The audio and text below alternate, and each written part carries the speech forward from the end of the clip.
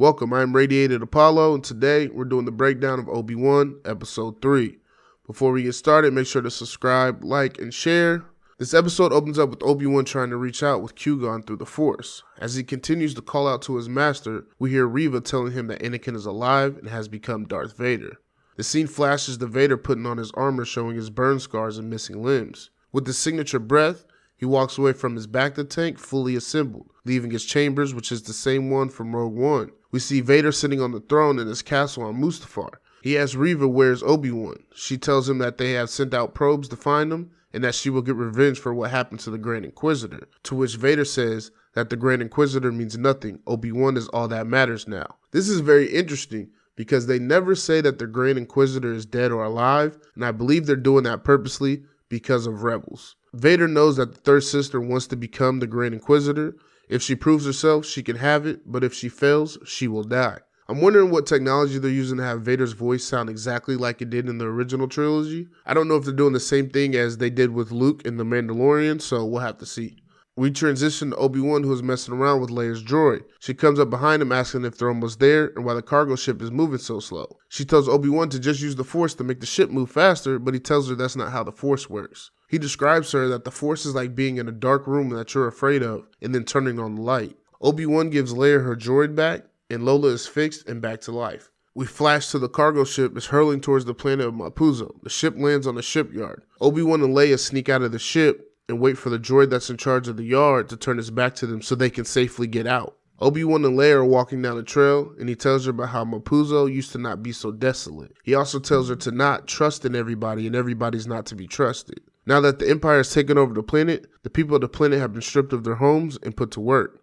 While walking, Obi-Wan stops and sees a person in a robe off in the distance. As the robed figure turns around, Obi-Wan can see that it's Anakin in his Jedi robes. Now, I couldn't tell if it was PTSD moment or if Vader is projecting himself to Obi-Wan. I don't believe that Vader is projecting himself, because then he would know where he is. But let me know what you guys think in the comments. We switch to Reva landing at Fortress Inquisitorius. She makes her way through the hangar into what appears to be the briefing room or the war room where the fifth brother and fourth sister are awaiting her. I could be wrong that this is not the fourth sister, but I believe in the credits it says the fourth sister, so that's what we're riding with. As soon as Reva goes to put her hands on the table, the fifth brother uses the fourth to levitate her upper half over the table. I believed it was more as a show of force to let her know who's in charge. Reva surprisingly doesn't use the force back, but instead she told him that she had spoke to Darth Vader, and he wants her to be in charge of finding Obi-Wan. And if they have a problem with Darth Vader's orders, they can go against them, but he wants probes sent out to the mining planet. Leia and Obi-Wan head towards the coordinates to where Haja had told them to go. We see in this scene, Obi-Wan has serious trust issues for anyone that's not himself. A transport ship starts to come down the road and Leia waves the ship down as Obi-Wan tells her to stop. They meet a driver named Freck, who agrees to give them a ride after they tell him that they were farmers from Toll. As Obi-Wan makes his way to the back of the transport truck, he sees the Empire symbol in the back of the truck, and it puts him on edge. As the truck continues its way on its journey, it stops and picks up 4 stormtroopers. When the stormtroopers get on the transport truck, they let Freck know that they have been given orders to get transferred because there's a Jedi on the planet, and that makes one of the stormtroopers ask Obi-Wan if he's seen a Jedi. Obi-Wan denies this, saying that he wouldn't even know what one would look like. One of the stormtroopers asks Obi-Wan where they're from. Obi-Wan says it's a long story, but the stormtrooper says it's a long journey. Obi-Wan begins to tell them about the story that they made up, but he makes the mistake of calling Leia by her name. A tense moment happens because the stormtrooper realizes this, but Obi-Wan saves it by saying that Leia was his wife's name, and every time he looks at his daughter, he sees her. Luckily, the trooper believes them, and they get off at their stop with no incident. Leia begins to look at Obi-Wan. She asked if he knew her real mother, and if he was her real father. But their conversation is cut short as they approach an Empire roadblock. Kenobi ends up in a shootout with stormtroopers after a probe comes, and one of them eventually catches Leia until Obi-Wan puts an end to him. Reinforcements arrive but are quickly cut down by an Imperial officer who's the person they were supposed to meet originally at the coordinates. The officer takes them to a safe house where they see the droid from the shipyard, but that droid was actually on their side. Inside of the safe house, they see markings on the wall from different Jedi and Force-sensitive people. Obi-Wan recognizes Quinlan Voss's writing on the walls, realizing he survived Order 66. I love that they put Quinlan Voss in this, and I hope we get to see him in action, whether it's one of the upcoming shows or later on in this show. I want to see Quinlan Voss. The officer, whose name is Tala, shares that she joined the Empire thinking she was on the right side, but quickly discovered that the Empire wasn't what it seemed to be. After some stormtroopers searched the safe house and didn't find anything, we turn and see the Inquisitors have made it to the town, and right behind them is Lord Vader. The looks on their faces show exactly how terrified they are of Vader, and he slowly makes his way down the main street of the town. In an attempt to draw out Obi-Wan, Vader begins force-choking civilians. He snapped the neck of a kid and dragged a woman halfway down the street. Obi-Wan sees him getting closer and tells Tala to take Leia and get her to the ship, and he'll distract Vader. Obi-Wan runs out of the town only to find Vader waiting for him as Vader ignites his saber. The look of pure terror comes across Obi-Wan's face, and he takes off from Vader once again. Obi-Wan finally ignites his saber, looking for Vader in the dark, and he sees Vader finally approaching. The two clash, and it's clear to me that Vader was toying around with Obi-Wan this entire fight. I feel like Vader, this is prime Vader, 10 years, not 2 weeks, 4 weeks, 10 weeks.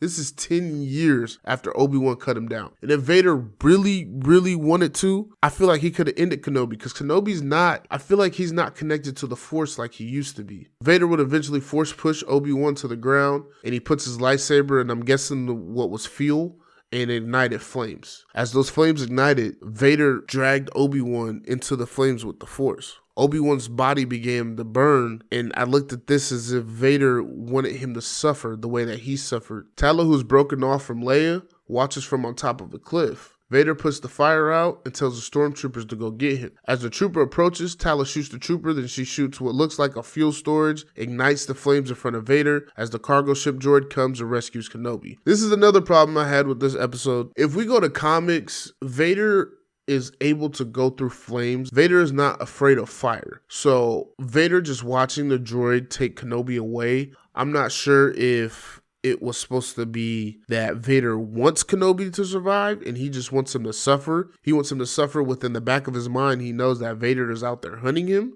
Or if they were trying to make it seem like, oh, Vader's afraid of fire, so Vader wouldn't walk through the fire.